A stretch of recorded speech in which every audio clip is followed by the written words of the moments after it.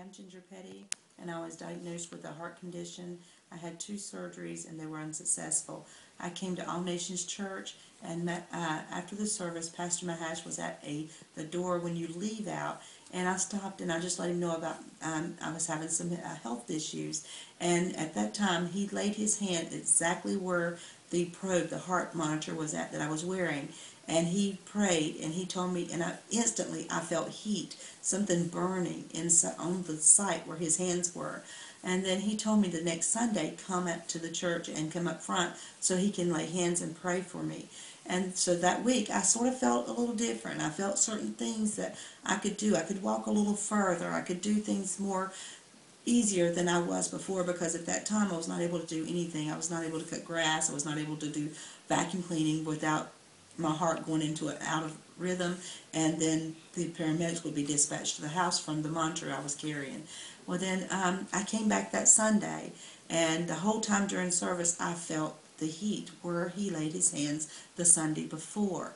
And when I went up there, he had, and this was so funny, I forgot to mention this to anyone else, but when I went up there after church, and we were lined up for him to come by, and he said, nobody touch, nobody touch. And he came to me, and he started blowing, and the heat came from, and it wasn't a, it was a, when I felt the heat going in and going through, and I felt something inside of me working spiritually and physically. I felt something going through. Then after he did that, I went out, and no one caught me, so nobody touched me. Well, I got up, and I sort of felt funny, different, so I walked out the church, me and a friend, and he said, do you need to rest? I said, no. And I walked all the way to the car, and he said, are you okay? And I said, I just feel the burning, the heat. I said, but I'm okay. He said, well, I think that God may be still working on you. He said, sit down in your car, catch your breath before you start to drive.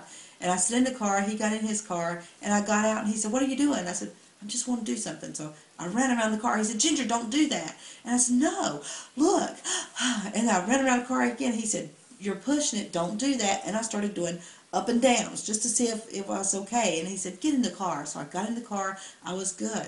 The doctor called that Monday, and he said the heart monitor was going off that Sunday, that I needed to get in there. And I said, well, I cut grass today.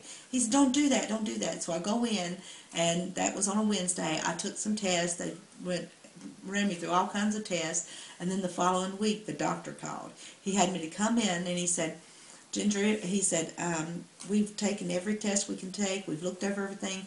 He said, I'm taking you off the heart monitor, the heart transplant list. He said, because everything is back to normal. He said, there's no scarring from the treatments that I've had to have. There's nothing there that's caused the infection. My heart was back to normal. It was beating regular. I had a heart valve that was leaking into I guess my stomach or my chest, and that leaking had stopped on its own. And he said that I consulted with the other partners, the other doctors you've seen. He said, and the only thing we can say is there's no medical reason why you should not be on the still be on the heart transplant list. He said, but we can't keep you there because there's nothing wrong. The only thing I can do, and the only thing I can say is, you were right, God did heal you. And that was it.